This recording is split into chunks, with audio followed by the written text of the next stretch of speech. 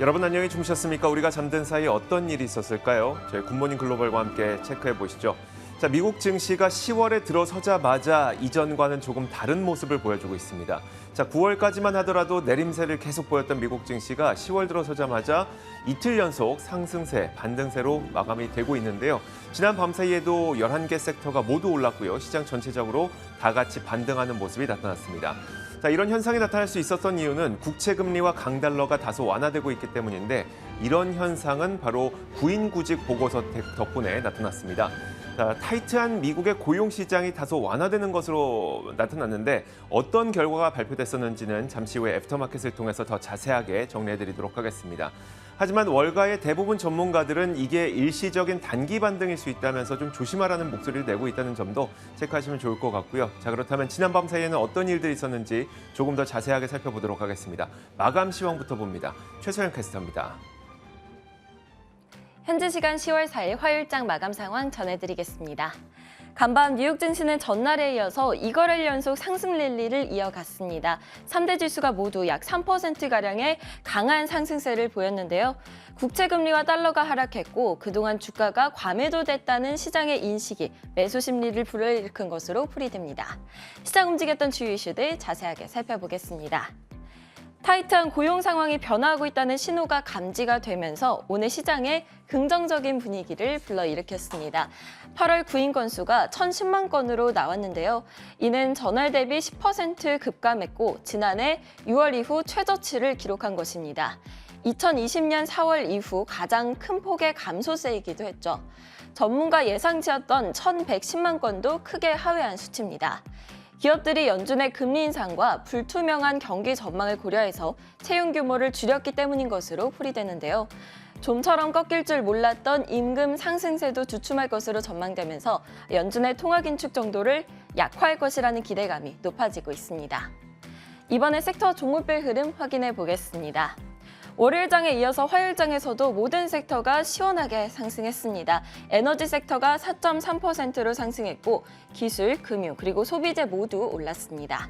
어제장에서 재무 건전성 위기 우려를 촉발했던 크레딧 스위스도 오늘 장에서는 12%대 급등했습니다. 이번에도 역시나 반도체 섹터의 흐름이 좋았고요. 또 전날 나홀로 크게 하락했던 테슬라도 이번에는 약 3%가량 상승했습니다. 여행 관련주들의 흐름이 특히 좋았는데요. 크루즈와 항공주들은 S&P 500 내에서 가장 많이 상승한 종목들이기도 했습니다.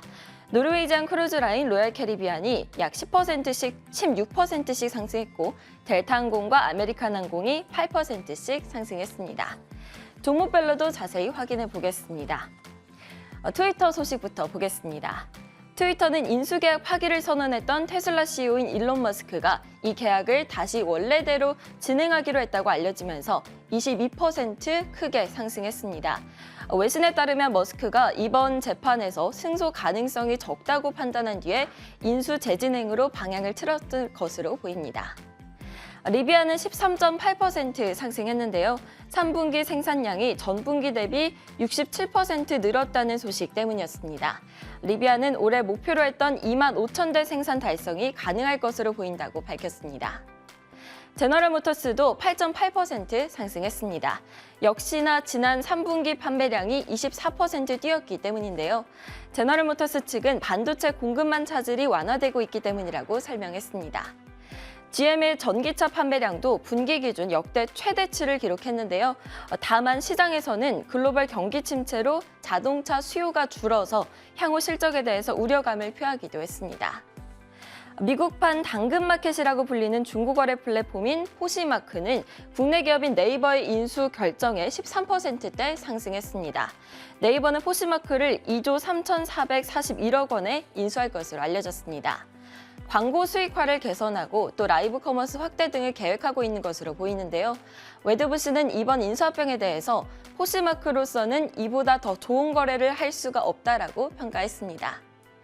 길리어드 사이언스는 JP모건이 투자 의견을 중립에서 비중 확대로 상향하자 4.8% 상승했습니다.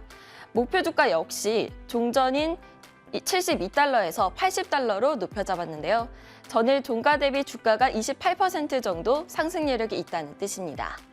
JP모건은 길리어드가 가진 강력한 HIV 치료제 사업과 항암제 프랜차이즈의 지속적인 성장성에 대한 기대가 있다면서 현 주가가 저평가돼 있다고 낙관했습니다.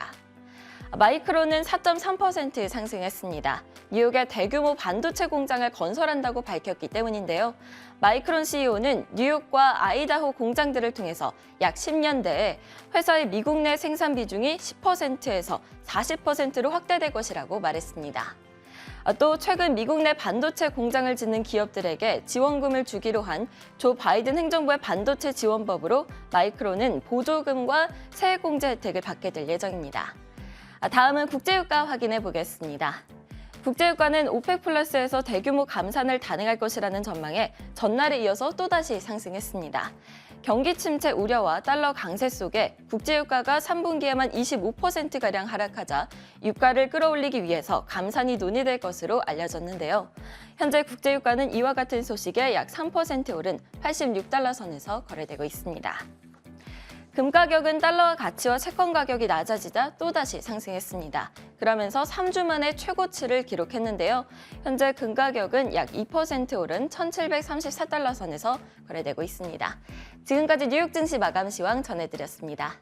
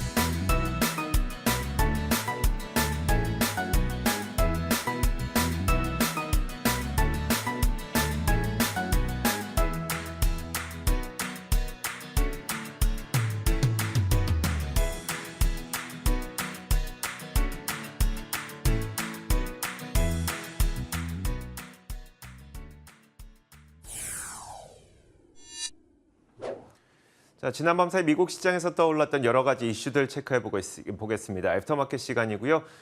김태수 미국 세무사 화상으로 연결돼 있습니다. 안녕하세요. 네, 안녕하세요. 자, 과연 오늘은 어떤 일들이 있었을까요? 첫 번째 키워드부터 열어보면서 이야기 나눠보겠습니다. 자, 첫 번째 키워드는 바로 이겁니다. 보시면요, 무시하기에는 너무 싸다라면서 아마존의 그림이 보이는데 지난 밤 사이 아마존의 주가 탄력도 상당히 컸었어요. 어떤 내용일까요?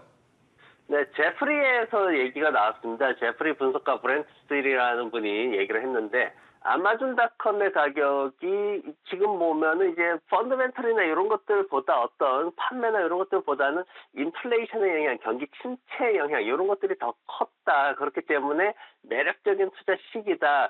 사실 지금 181달러 고점 찍고 나서 120달러까지 하락을 했는데 지금 전반적인 분위기에서는 조금 다른 시각에서 보는 그런 상황입니다. 다들 좀 조심하고 있는 상황인데 제프리에서 굉장히 좋게 긍정적으로 평가를 했습니다. 지금 보면 이제 금리 인상이라든가 그런 것들로 인해 가지고 이제 조금 영향을 받을 것이다라는 우려는 있는데 지금 이제 그동안 우리가 이제 그 시장을 억눌렀던 게 뭐냐면 바로 비용에 대한 문제거든요. 비용에 대해서 지금 2022년도에 120억 달러, 많게는 한 160억 달러까지 비용에 대한 그런 문제들이 좀 크게 있었습니다. 이제 거기에는 공급망이라든가 아니면 인건비 상승이라든가 이제 다양한 문제들이 있었는데 1분기와 2분기에 손실을 기록을 했어요. 그러면서 좀 어떤 두려움이나 이런 것들이 좀 많이 있는 그런 상황이었는데 그래도 이미 지금 20억 달러 정도를 이제 2분기에 비용을 갖다가 이제 처리를 했고 그러면서 매 분기별로 순차적으로 이제 비용을 해결을 해 나갈 것이다. 그러면서 앞으로 내년이 되면은 이 부분들에 대해서 모두 말끔하게 해소를 하고 더 나아질 것이다. 이렇게 얘기를 하는 거고 그리고 이런 비용을 이렇게 줄이더라도 그러면서 이제 영업이익 쪽에서는 좀 더 좋은 성과를 낼 것이다. 이렇게 기대를 하고 있습니다. 그래서 지난해 4분기 같은 경우에도 굉장히 기록적인 그 순이익 증가가 있었습니다. 600% 이상 증가하는 그런 모습을 보였는데 올해 연말에도 이것과 유사한 상황을 기대할 수도 있다. 지금 이렇게 예상을 하고 있습니다. 그래서 지금 보면 이제 프라임데이가 또 다가오죠. 10월 11일하고 12일 이틀에 걸쳐 가지고 프라임데이가 이제 진행이 됩니다. 그래서 7월 달에 프라임데이가 있었는데 그때 또 두 번째 프라임데이라고 해가지고 이제 얼리 액세스 세일이라는 그런 이제 행사를 진행을 합니다. 근데 그 긍정적인 게 뭐냐면은 당시 7월 달에는 소비자 설문조사할 때 한 59% 정도가 우리 돈을 쓸 거다 이렇게 대답을 했는데 지금은 82%까지 급등하면서 이제 82%의 응답자들이 우리 소비할 거다, 선물 살 거다 뭐 이렇게 또 응답을 했습니다. 그래서 블랙 프라이데이로 또 11월 달에 이어지죠. 또 그 다음에는 크리스마스로 또 이어집니다. 그래서 그런 소비 시즌에 있어가지고 긍정적인 효과를 기대한다면은 아마도 그 아마존닷컴이 지금이 저가의 매수의 기회가 아닌가. 그렇게 제프리에서 평가를 했습니다. 그럼 말씀하셨던 것처럼 제프리에서 얘기한 것처럼 비용은 점차 줄어들고 있고 그리고 이번에 개최될 프라임데이에서는 사람들이 소비를 많이 할 것 같고 그럼 정말 아마존에 대한 투자 적기가 아닐까 싶은데 이게 그렇게 생각하면 또 어려운가요?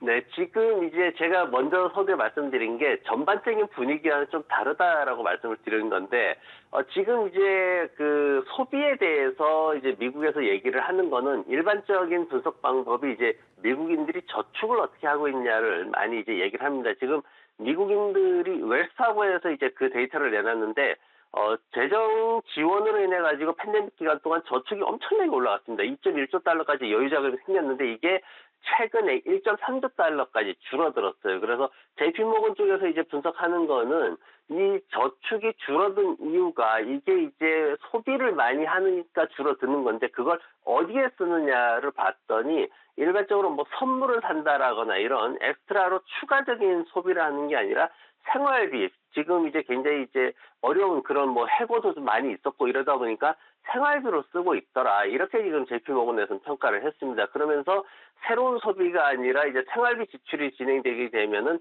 연말 소비 시즌이라고 할지라도 여기에서 우리가 뭐 선물을 대량으로 구매한다거나 이런 것들에 대한 추가 소비를 기대하기는 좀 어려운 상황이다라고 보고 있고 그리고 7월 달에 이제 아마존닷컴 프라임데이가 있었는데 이 3분기 지금 실적 나오는 거를 예상치를 보면은 전년 동기에 31센트 순이익이 있었는데 지금 순이익을 27센트로 조금 낮게 지금 잡고 있습니다. 그래서 프라임데이가 매출을 전반적으로 키우기는 했겠지만은 순이익 측면에서는 비용 부담이 여전히 가중되고 있다. 이렇게 지금 평가가 되고 있어가지고 그런 것들이 좀 부족하고 또 하나 이제 다른 그 소비 업체들하고 차트를 비교를 해보면은 월마트라든가 에트시라든가 이제 오프라인에 월마트가 있고 그리고 온라인에 에트시가 또 새롭게 강자로 떠올랐죠. 그리고 이제 아마존닷컴을 기준으로 봤는데 오프라인에 이제 메이시스 백화점하고는 비슷하게 움직이지만은 월마트보다는 주가 안정성이 좀 떨어지고 그리고 에트시보다는 주가 탄력성이 좀 떨어지는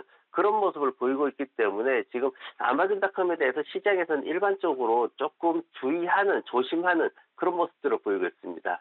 알겠습니다. 자, 이어서 두 번째 키워드 보겠습니다. 두 번째 키워드는 바로 이겁니다. 재료 없는 상승이라고 말씀을 드렸는데요. 이날 시장은 다 같이 올랐습니다. 그렇게 다 같이 오르다 보니까 사실 상승할 만한 재료가 없는 종목들도 오르는 모습을 보였는데 만약에 재료가 없이 올랐다면 이건 좀 일부 수익 실현해야 되나? 그런 고민이 또 들게 됩니다. 자, 바로 반도체주에 대한 이야기인데 이날 반도체주의 동반 상승도 상당히 눈에 띄었습니다. 하지만 오를 만한 재료는 찾을 수가 없었고요. 이날 반도체와 관련된 몇 가지 뉴스만 한번 살펴보자면 일단 마이크론 테크놀로지에서 시황에서도 보셨겠지만 1,000억 달러 규모의 PC 생산칩을 뉴욕주에다가 세운다고 공개를 했어요. 물론 좋은 건 좋은 건데 이게 지금 당장 주가를 막 4%가량 끌어올릴 만한 그런 재료는 아니죠. 자, 여기다 엔비디아는 이날 러시아의 사업을 철수한다고 했어요. 사무실 폐쇄하면서 운영도 중단하겠다고 했습니다. 비중이 얼마나 되는지는 잘 모르겠습니다만 어쨌든 사업을 철수한다는 거는 악재면 악재지 호재라고 볼 수는 없는 상황인데 그럼에도 불구하고 엔비디아의 주가도 이날 크게 오르기도 했습니다. 자, 조금 더 길게 놓고 보아도 마찬가지인데요. 현재 미국 정부는 이 중국으로의 인공지능 칩 수출을 제한하려는 조치를 취하고 있는 상태죠. 자, 뿐만 아니라 최근 IDC에서 내놓은 자료를 보면요. 올해 PC의 출하량이 작년 대비 한 13%가량 감소할 것으로 예상을 하고 있어요. 그만큼 수요가 적다는 얘기고 최근 실적만 보더라도 엔비디아의 매출이 19% 감소했고요. 그래픽카드의 판매 가격도 지속적인 하락세를 보이고 있습니다. 자, 이렇게 사실 좋은 걸 찾을 수 없고 안 좋은 것만 볼 수 있는 상황에서 주가가 올랐다. 이거는 금리가 좀 안정되다 보니까 기술주로의 매기가 쏠렸구나. 이 정도로밖에 해석이 안 되거든요. 자, 그러다 보니까 재료가 없이 반도체주가 상승했다는 거는 이 반도체 관련주에 대해서 일부 수익 실현해야 되는 거냐라는 고민이 생기거든요. 어떻게 봐야 될까요? 네, 반도체 쪽은 굉장히 어렵죠, 지금 상황이. 반도체 사이클도 지금 빨라야 1년 지나야 올 것이다. 지금 이렇게 예상을 하고 있어가지고 전반적으로 좀 어렵습니다. 그리고 지금 미국 시장에서도 보면은 조금 이렇게 올라오니까 지난밤에 이제 전문가들이 이제 하는 얘기도 이제 개인 그 자산 관리해 주시는 분들, 이런 분들이 이제 가장 쉽게 하는 말이 조금 수익 실현하고 이제 또 다음 기회로 보자, 이런 얘기들을 많이 하고 계십니다. 근데 사실 지금 반등이 사실 반등이라고 하기도 굉장히 미미한 수준이기 때문에 그렇게 말하기조차 좀 굉장히 어려운 그런 상황입니다. 지금 어떤 시장 상황을 산업이나 테마에 대해서 이렇게 집중을 하면은 좀 어려워지는 그런 상황입니다. 지금은 하락장을 지나가고 있는, 넘어가고 있는 그런 시간에 대한 어떤 문제이기 때문에 제가 지난번에도 여러 차례 이제 방송에서 말씀드렸는데 비중에 대한 문제를 정말 심각하게 좀 생각을 하셔야 됩니다. 그래서 뭐 과거에 2년 전에 매수를 하셨던 분들이 아직도 갖고 계시면 수익 실현해야 됩니다. 손실로 돌릴 필요는 없으니까 수익 실현 좀 하고 나서 생각해야 되는데, 최근에 하락장에서 바닥이 여길 거야다라고 예상하고 들어오신 분들 계시죠. 그러면 그분들은 계속 손실이 발생하는 상황인데, 이분들 같은 경우에는 분명한 거는 다들 알고 계세요. 리스크에 대한 관리 원칙이 있어야 된다. 종목당 몇 퍼센트, 계좌 전체 몇 퍼센트 손실 나면은 어떻게 손절매해야 된다. 이런 거 말씀드렸고, 또 지난번에 제가 강조드렸던 게 절대로 물타기 하지 말라는 말씀 드렸죠. 그리고 이번 장 매수 들어가는데 30% 수준에서만 진입하는 게 좋다라는 말씀도 드렸습니다. 왜냐하면은 앞으로 넘어야 될 산이 연말까지 굉장히 크게 많이 남아 있습니다. 그렇기 때문에 조심해야 된다는 말씀드렸고, 요 어려운 이 하락장을 잘 이렇게 비중을 조절하면서 잘 넘어가게 되면은 우리가 상승장을 만났을 때 우리가 발목에서 매수를 했구나, 무릎에서 매수를 했구나, 이렇게 느끼면서 굉장히 크게 또 성취감을 느끼고 수익도 가져올 수 있기 때문에 지금은 반도체 산업 나쁘다라고 말을 할 수가 없어요. 왜냐하면 사이클 돌아가면서 반드시 다시 또 수익이 돌아오기 때문에. 그렇지만 산업에 대해서 집중하지 마시고 이 어려운 장을 어떻게 넘어갈 것이며 어떻게 비중 조절을 해서 갈 것이냐, 시간을 어떻게 잡을 것이냐, 여기에 집중하시면은 분명히 좋은 결과가 있을 거다라고 생각합니다. 네, 알겠습니다. 자, 반도체에 대한 투자 전략도 들어봤고요. 이어서 다음 키워드 공개하겠습니다. 자, 다음 키워드는 바로 이건데요. 많은 분들이 좋아하시는 바로 전기차 업체 가운데 하나인 리비안의 생산 확대 소식입니다. 어떤 뉴스가 있었을까요? 네, 리비안 같은 경우에 지금 3분기에 7,300여 대를 생산을 하고 그중에 6,500여 대를 인도를 했다라고 그렇게 보고를 했습니다. 이게 2분기 대비해서 67%나 성장하는 그런 모습을 보였는데 굉장히 기대감이 높은 그런 상황으로 지난밤에 평가가 됐습니다. 근데 이제 목표 생산량을 올해 전체 한 2만 5천 대 정도 그렇게 예상하고 있는데 연초에 한 5만 대에서 절반으로 축소되긴 했지만 그래도 예상했던 거를 이렇게 맞춰간다라는 거가 시장에서는 좀 긍정적으로 평가가 됐습니다. 그 전기차에 대해서 최근에 이제 매도세가 좀 많았어요. 그런데 오랜만에 좀 시장 전반적으로 낙관적인 그런 모습을 보였고, 이제 리비안 뉴스가 이제 크게 나오긴 했는데 그 배경에 보면은 이제 GM 그리고 포드 이 업체, 완성차 업체들의 성장이 엄청나게 좋았다라는 것도 지금 굉장히 좋게 평가가 되면서 전반적으로 뭐 퀀텀 스케이크 같은 이제 배터리 회사라든가 아니면은 차지 포인트 같은 충전 회사, 이런 회사들도 같이 상승하는 모습을 보였습니다. 다만 이제 안타까운 거는 테슬라만 이 상승에서 지난밤에 뭐 조금 상승하긴 했습니다만은 다른 회사들 7%, 10%씩 올라가는데 혼자 뭐 2, 3%대에서 왔다 갔다 한 거는 조금 안타까운 그런 모습이었습니다. 그리고 GM 같은 경우에는 지금 전년 동기 대비해서 차량 판매가 24%나 증가했죠. 전반적으로 자동차 시장이 좋지 않다라고 평가를 하는 가운데도 굉장히 빠르게 성장하고 있고, 그리고 전기차, GM에서 전기차를 14,700여 대나 지금 판매를 했습니다. 그래서 기록적인 그런 또 성과를 나타냈고 포드 같은 경우에도 16%나 증가했기 때문에 전반적으로 지난번에 이제 전기차 관련한 시장에서 굉장히 크게 그런 어떤 흐름을 만들어내는 모습을 보였습니다. 여전히 전기차를 가장 잘 생산하는 건 테슬라가 맞긴 한데 지난번에 발표됐던 인도 대수를 보니까 예상치를 맞추지 못했고 이런 가운데 다른 전기차 업체들이나 완성차 업체들은 좀 잘 팔고 있는 걸로 보이거든요. 그러면 이제 우리가 투자해야 될 전기차 업체가 달라지게 되는 걸까요? 그렇죠. 이제 시장에서 전기차들이 흘러가는 그런 모습을 보면은 단기적으로는 말씀하신 것처럼 그렇게 지금 평가가 될 수 있는데 제가 이제 오늘 말씀드리려는 거는 뭐냐면은 전기차 시장에 대해서 장기적인 관점에서 새로운 그런 보고서가 나왔기 때문에 우리도 그것도 좀 생각을 해봐야 되겠다 싶어서 제가 가지고 왔습니다. 뭐냐면은 지금 이제 차트를 보시면은 전기차 관련해가지고 제가 관련된 기업들, 대표적인 기업들을 가지고 와봤어요. 그래서 뭐 니오라든가 포드라든가 GM, 그리고 차지포인트라든가 퀀텀이라든가 뭐 여러 가지 이제 전기차 관련돼서 배터리라든가 여러 가지 이제 회사들을 가지고 와봤습니다. 근데 이 전기차 업체들의 차트가 수렴하고 있다라는 게 가장 특징이 지금 되고 있습니다. 지금 뭐 한 종목 지금 밑에 지금 내려와 있긴 하지만 이게 퀀텀스케이프인데 이게 굉장히 요 차트가 중요하거든요. 퀀텀스케이프이 왜 바닥에 있느냐라는 거를 봐야 되는데 지금 이제 전기차 시장에 대해서 메리트가 조금 떨어지고 있다라는 게 나와요. 왜냐하면은 미국의 전기 요금은 매년 증가를 합니다. 이게 인플레이션율에 맞춰서 비슷하게 증가를 합니다. 지난해에는 4.3% 증가를 했고요. 그리고 이제 최근에 이제 휘발유를 넣는 게 과연 전기 넣는 거에 얼마나 이게 좀 메리트가 있느냐를 봤더니 그 메리트가 자꾸 줄어들고 있다라는 거죠. 특히 이제 유럽 쪽에서는 그 부분이 더 심각하게 나타나고 있고요. 그리고 또 하나는 뭐냐면은 리튬 가격이 1년 사이에 4배나 폭등을 했습니다. 물론 또 하락할 수도 있지만은 그런 부분들이 계속 언제까지 테슬라가 가격을 올리던 것처럼 그렇게 전기차 업체들이 가격 결정력을 행사할 수 있겠느냐, 인플레이션 상황에서 이 문제가 나오고 있고 또 하나는 뭐냐면은 2025년이 되면은 지금의 고체형 배터리가 액체형 배터리로 대전환된다라는 보고서들이 나오고 있습니다. 퀀텀 스케일 가격이 떨어져 있는 게 바로 이 부분입니다. 왜냐면은 지금 내년부터 가시적인 성과가 있을 것이다라고 예상하고 올랐다가 지금 많이 하락해 있는 상황인데 2025년으로 연장되니까 주가가 힘을 못 쓰고 있는 거거든요. 그러면 2025년 지금 최근에 나왔던 리비안에 대한 목표 주가 하향하는 그런 보고서가 있었는데 그 보고서 내용이 주된 내용이 배터리가 전환되면은 생산 라인 다 바꿔야 되고 신생업체들은 비용에 대한 부담이 너무 커진다 이런 내용이었는데 그런 어떤 장기적인 부분들도 우리가 이제는 생각을 하면서 그리고 경쟁 구도도 생각을 하면서 전기차에 대한 투자의 어떤 방향성이나 종목들을 좀 신중하게 선택할 필요가 있을 것 같습니다. 혹시 그렇다면 어느 쪽으로 좀 생각을 하는 게 좋을까요?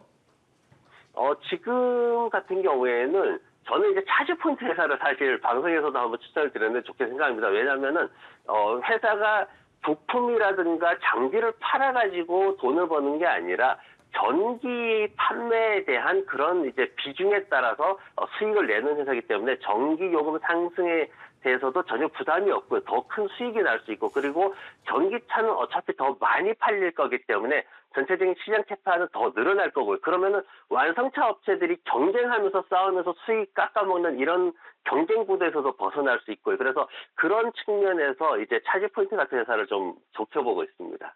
있습니다. 자, 이어서 마지막 키워드까지 공개하겠습니다.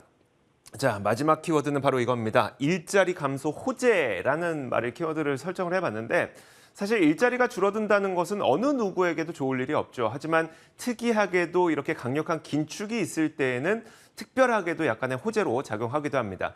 지난밤 사이에 나왔던 이 구인 구직 보고서에 대한 내용인데요. 구인 구직 보고서에 따르면 지난 8월 일자리가 약 10%가량 전월에 비해서 감소한 것으로 나타났습니다.